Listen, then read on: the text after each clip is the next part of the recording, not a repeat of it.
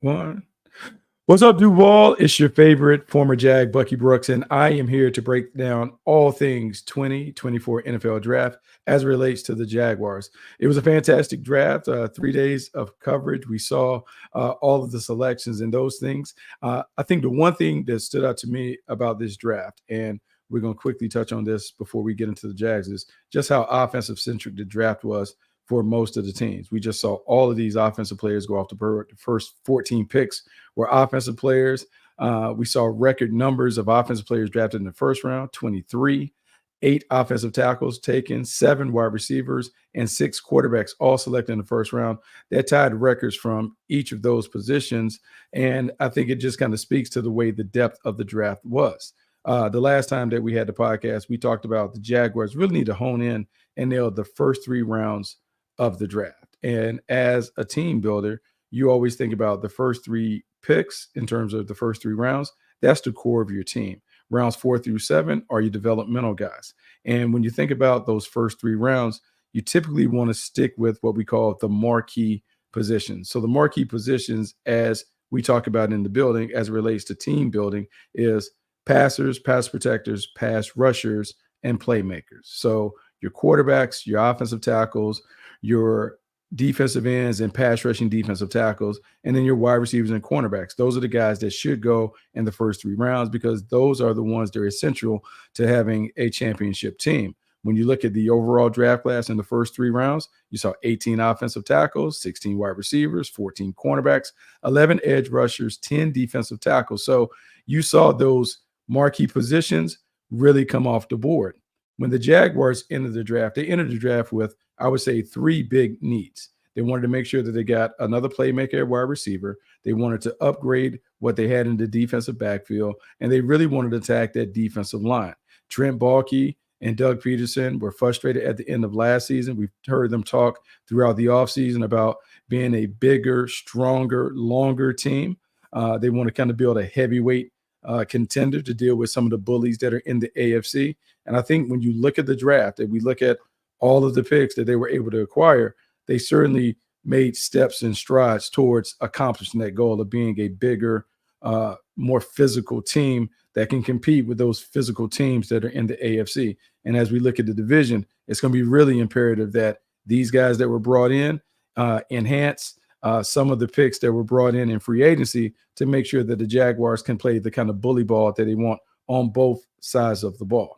So let's get to the draft. So the draft was really interesting because the Jaguars were sitting there at 17, and a lot of the conversation heading into the draft were the Jaguars going to get a cornerback to kind of usher in a new era of defense under Ryan Nelson, or were they going to find a way to replace Calvin Ridley, who maybe surprisingly left as a free agent, goes to Tennessee. And so now there's a bit of a void on the perimeter. Yes, Gabe Davis was signed to give them a big playmaker on the outside, but you still felt like they needed something else on the perimeter to really help Trevor Lawrence and help the other playmakers get loose when it came down to playing those really competitive teams in the AFC. So after moving around a little bit, dropping from 17, landing at 23, the Jaguars selected Brian Thomas Jr. from LSU. And anyone who has watched college football throughout the season certainly understands that Brian Thomas Jr. is one of the best big play receivers that you can find. Led the country with 17 receiving touchdowns, smooth, fluid route runner, a guy who has the length to really dominate on the perimeter when we talk about those 50-50 balls, particularly down in the red zone.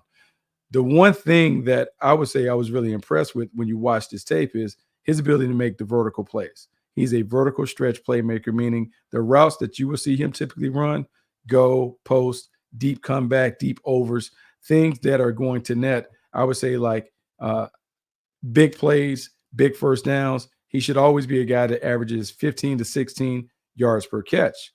How Brian Thomas fits into the current rotation, I think what he does is he opens up the field not only for Trevor Lawrence in terms of throwing it deep, but he creates more windows for Evan Ingram and Christian Kirk to really get busy underneath the coverage. When you go back to last year, Doug Peterson has talked about the best 2 playmakers on the offense are Evan Ingram and Christian Kirk. Evan Ingram and Christian Kirk do the majority of their work over the middle of the field as slot players. Well, to prevent the defense from collapsing on them and really condensing the field, you have to have guys that can take the top off the defense. So the priority in free agency was bring Gabe Davis in, a guy who averaged over 16 yards per catch, had 27 touchdowns during his time at Buffalo. He excels at being a vertical playmaker. Well, now you add another guy that is very similar in Brian Thomas, who also excels at making plays at the deep portion of the field. What that does to the defense, it forces everyone to back up. It creates more room for the Jaguars to get back to running those crossing routes that really were a big part of the offense in Doug Peterson's first year. They can now get back to that because they have guys on the outside that can run them off. As it relates to Brian Thomas and maybe his long-term potential as a number one receiver in Jacksonville, who knows? He may be a number one, or he may be just a lifelong number two receiver. And that is okay with that. And like the Jags should be okay with that, because when I look at Brian Thomas Jr., he reminds me of what Tee Higgins does for the Cincinnati Bengals as it relates to Jamar Chase. Tee Higgins is the vertical playmaker. He's the guy that typically catches the deep balls. He's a red zone weapon, does a lot to clear the zone and create one-on-one big play opportunities for the offense. Brian Thomas should kind of slide into a role like that for the Jaguars. And if he gives them anything in terms of being able to be a dependable red zone weapon, a dependable big play maker, guy who can routinely bring in a catch over 20 yards, he has done his job in terms of making the game easy for the quarterback, making the game easy for Christian Kirk and Evan Ingram, and even making the game easy for Travis Etienne as he forces teams to take that extra defender out the box. So overall, man, I love that first pick. I was surprised by it. I thought they were going to be defense. There was so much conversation about cornerback and defense and making sure that they took care of the secondary after losing Darius Williams and those things. But they came and got a playmaker, and, man, I applaud it, because he was, after the first big three, after Marvin Harrison Jr., Rome Odunze, and Malik Neighbors, Brian Thomas Jr. was, to me, the only one who carried a consensus first-round grade and the only one that I can envision being a number one receiver at the next level. So after getting Brian Thomas Jr. in the second round, the Jaguars come back and they get Mason Smith, a defensive tackle from LSU. He was a 16th pick of the second round. He comes in. The measurables are outstanding. Trent Baalke, again, another big physical presence at the point of attack, another guy that is really helping kind of supersize that front line as they transition from being an odd front defense to being more of a traditional four-man line. Well, in Mason Smith, you're talking about a guy who is a power player at the point of attack. He's a natural three technique, which means he's going to play on the outside shoulder of the offensive guard. He has pass rush ability, but really he excels at dominating against the run. When you watch the tape, you see him. He's just a bully ball player at the point of attack. Great power, great physicality, great toughness. Really does a great job of winning with button jerk moves, power maneuvers to get into the backfield. Will flash an arm over, but more times than not, he is running through the chest of the blocker in front of him, making his way into the backfield to create tackles for loss and disruptive plays, which the Jaguars sorely lacked. I would expect him alongside Eric Armstead to have plenty of one-on-one opportunities. And he may not be a starter day one, but what he does is he gives them a high-end rotational player to throw into the mix. Roy Robertson Harris, Eric Armstead. Now you have Mason Smith. You have a nice rotation on the inside to be able to attack those offenses, particularly in the AFC South, where, look, they're going to run the football. They're going to still try and play with power. You got young quarterbacks in there, so you want to control the middle of the offensive line and really make it difficult for the quarterback to throw in rhythm, but stopping the run and creating chaos in the middle of the defense. That is something that Mason Smith will certainly help with. And so you have to applaud the pick. As a second-round pick, you expect him to not only get in the mix, but he should be vying for time very early in his career as a starter. And to add another LSU Tiger, you get a guy from a winning program, a guy who understands how to work, a guy who has played against top competition. The transition from the college game to the pro game should be easier for him because he has dominated top competitors. And I would think that he should be able to come in and play a very, very big role right away as a first-year player. In the third round, the Jaguars address what I thought was really one of the biggest needs on the team, and that is at cornerback. As the Jaguars transition to more of a press man team, they needed corners that are very, very comfortable in bump and run, nose-to-nose defense. Where Jaron Jones, the cornerback from Florida State, he is one of the best slot defenders that was in the class. When you watch his tape at Florida State, he is naturally instinctive at the position, really comfortable playing in the slot where he has to deal with the two-way goals from shifty wide receivers. You also are asking those guys to be involved in the run game. You may occasionally ask them to blitz. And when you look at his tape, you can check off all the boxes in all of those categories. This is a really good football player, really instinctive, does a tremendous job of tackling on the perimeter. And as the Jaguars play more man-to-man and they ask their DBs to really get active and involved in the run game and being able to defend some of the bubble screens and quick rhythm throws that are part of the offenses that they face, yeah, Jerry Jones should certainly be up to the task. How he fits in would be interesting to this because last year, Antonio Johnson manned the slot, but Antonio Johnson is more of I would call it a big nickel, meaning he is a safety that can play in the slot, but he's more in that role for run defense, maybe for blitzing and those things. Now you have what we call a little nickel, a little guy that can go inside, that can handle the coverage aspects of the position. So I believe it gives Ryan Nielsen flexibility to change his sub packages based on the opponent, what they're doing, what they do well, and what you're trying to take away. Jaron Jones to jump right in there. I would think that he would compete. He and Antonio Johnson would probably compete at that nickel spot. And depending on who they play, look, one of those guys to get the role. I would think Antonio Johnson would certainly be in the mix, but Jaron Jones certainly should have a nice role being a pass defender in sub packages, whether it's nickel or dime, that is with 6 DBs coming on the field. He has a chance to be a really good player. And I would expect them also to try him outside because even though Ronald Darby is there as the trusted old vet, if you can find a young player like a Jaron Jones that can also play outside and inside, it just gives you some flexibility to be able to kind of work with the lineup to figure out who are the best 3 defensive backs that we have on the outside that can cover. Put those 3 out there with 2 safeties, and let's go play our traditional nickel package. It'd be interesting to monitor his progress over the course of training camp. So those first 3 picks, those are guys that I expect to be immediate contributors. They have to be big-time players right away because the Jaguars are counting on them. When you look at the draft is really about the first 3 picks, and then it's finding the developmental players in the 4th through 7th rounds that may grow and may eventually give you contributions, not even this year, but maybe next year.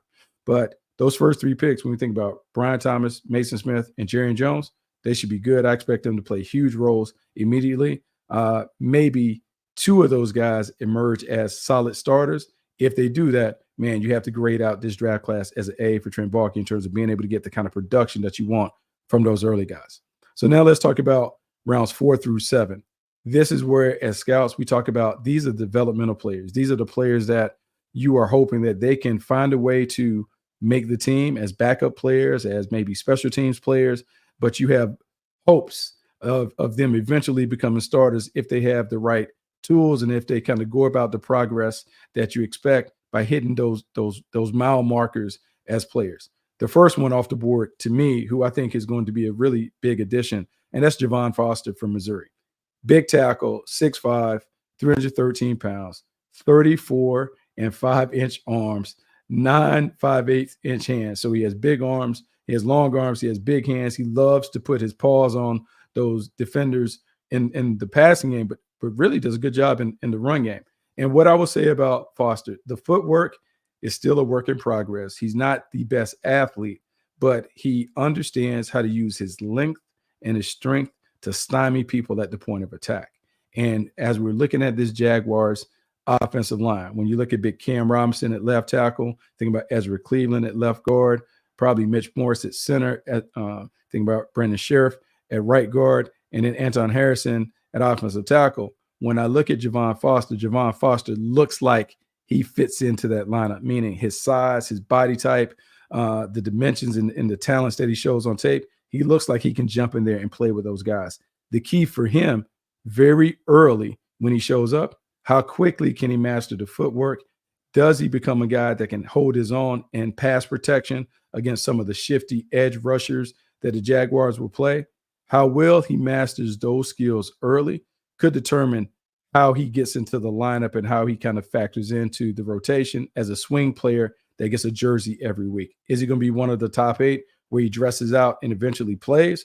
Or is he going to be a guy that needs a little more time, a little more seasoning as a backup player that maybe is inactive on game day? We'll see. He holds that. But at Missouri, this dude was a 3-year starter who was solid. He was dependable. He was reliable. So there's a lot of hopes tied into his development as maybe being a fringe player that can be a swing starter if they get into a pinch. After that, 2 picks later, they go right back and they get another big man from the SEC, Jordan Jefferson, the defensive tackle from LSU.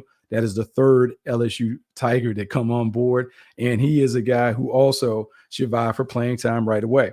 When we think about the Jaguars' biggest issues down the stretch, couldn't stop the run game. Could not stop the run game. They weren't tough enough. They weren't physical enough at the point of attack. Just had a very difficult time when people wanted to run the football at them. Well, you're seeing now Trent Baalke and Doug Peterson making a concerted effort to beef up that defensive line. Jordan Jefferson gives them a true 0/1 technique, meaning a guy that's going to play right over the top of the center. He's going to control the point. He can hold the point. He plays with physicality and toughness at the line of scrimmage, kind of a bull in the china shop when it comes to playing right over top of the center.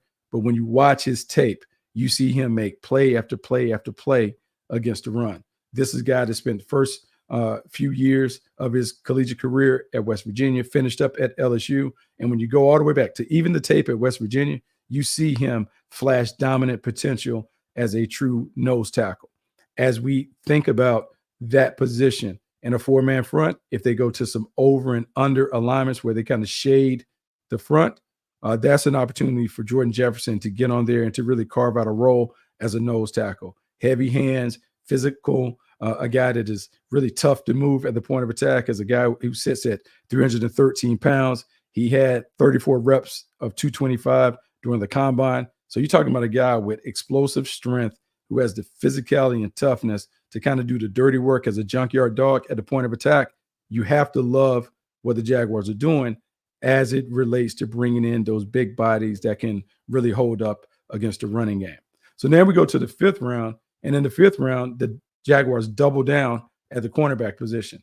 And this is a guy who may be the biggest wild card of the class in DeAndre Prince from Ole Miss. 6 foot, 183 pounds, man, clocked a 4.38 40. One of the more impressive workouts at the combine when you combine what he did in terms of the speed, 4.38, with the jumps, 34.5, 10.5 broad jump. And then you add that to the tape. He is a pure bump and run corner. When you watched him at Ole Miss, he's nose to nose with wide receivers. He challenges them. He makes life difficult for them because he doesn't give up free access. He does a really good job at the catch point, swatting balls away, playing the pocket, playing through the hands of the wide receiver. He is just very competitive on the edge. And knowing Chris Richard and the work that he's done with guys during his time in Seattle with the Legion of Boom, this is the kind of player that he takes and he makes a very competitive player, not only as a backup, but maybe eventually as a starter. This guy is, I mean, he's long, he's rangy, he's athletic, and he's fearless. And the fact that he has done it of late in the SEC, really optimistic that this guy can carve out a role. Don't expect him to start right away, but I would not be surprised if he jumps into rotation. The athleticism, the explosiveness will give him a chance. If he's disciplined with his technique, man, the Jaguars have a really, really good player that they've been able to uncover in the 5th round. Going to the later rounds, let's talk about Keelan Robinson, running back from Texas, 5'8", 191, 4.4 speed. The theme that you'll see from the Jaguars, bigger, faster, stronger. This team is trying to get bigger, faster, and stronger throughout the roster. Keelan Robinson adds some of that. Not really an established role player as a position player, but his best work may come in the kicking game. He averaged 22.5 yards on kick returns. He has speed. He has explosiveness. He's kind of intriguing because maybe he's a guy that starts out as a kick returner, and maybe you're able to find a role for him because his athletic attributes are really, really impressive. Look for him to compete as a kick returner and maybe get into rotation somehow as a running back. It'd be interesting to watch his development over the course of the preseason. Cam Little comes in, 6th round pick, 36th selection of their round, place kicker from Arkansas. We can talk about Woo Pig Sooie, but I would say that we're always excited to see a kicker come on board. You talk about guys that are able to kick off the new kickoff rules, make it imperative that you have to have someone that is really adept at kind of pinning it in that coffin corner because you don't want to give up touchbacks and those things, and then being able to knock the kicks in. So watching Cam Little, watching him develop, watching him compete, it'd be really interesting if he can do enough to earn a spot on the roster. And then finally, in the 7th round, Miles Cole, the edge defender from Texas Tech. The Jaguars are just looking for guys who flash enough pass rush skills to maybe carve out a role as a situational player. Miles Cole has done good things during his time at Texas Tech. Very active, high energy player. The motor leads to, I would say, like garbage sacks on extra effort. You love that. And you also love the fact that that potential can be cultivated if he continues to work on the practice field. And maybe he's able to carve out a role behind Trayvon Walker, behind Josh Allen as a rotational player. He also is going to have to maybe give you some time on special teams. When you look at Calvin Chason before he departed, Calvin Chason was a really solid special teams player. Miles Cole may have to develop into that role to earn a jersey each week on game day to give himself an opportunity to be a situational player who has chances to maybe get after the passer as a sub-package defender. Overall, what I would say my thoughts on the draft class, look, it follows the theme. All offseason, the Jaguars have been about kind of cleaning up some of the messes that plagued them at the end of the season. They wanted a team that featured professional players, guys who knew exactly what they were doing. They wanted to be a bigger, faster, more physical team. You can see that when it looks at all of these guys that are coming in. There's a theme. They're long. They're super athletic. Their verified time speed puts them in the top percentiles of their positions as you compare the combine results from others. And I think they have an edge to them because they all come from winning programs. As Doug Peterson and Trent Baalke try and flip this roster and really try and reestablish the culture in the locker room, it's really important that the guys that are brought in are competitive. They understand winning. They have winning pedigrees because they're going to buy into the message that is going to be talked about over and over again from the time they get together that first rookie minicamp through training camp through the regular season. Hey, man, you got to bring your hard hat, your lunch pail. You got to go to work every day. And I think these guys that come in, they're certainly ready to be contributors. So there we have it. That's a brief little review of the draft. We'll continue to talk about these rookies and how they fold in as we continue to get down the line with this podcast. But really excited to be on board to talk Jaguars football with you guys. Really excited to kind of share some of the things that I've learned along the way, while also taking those insights from the conversations with Doug Peterson, Trent Baalke, the observations of watching these guys and practicing in games. Should be a lot of fun. So make sure you tune in next time to Believe in Jaguars. We'll have more good insight and good information as it relates to the Jacksonville Jaguars. See you next time.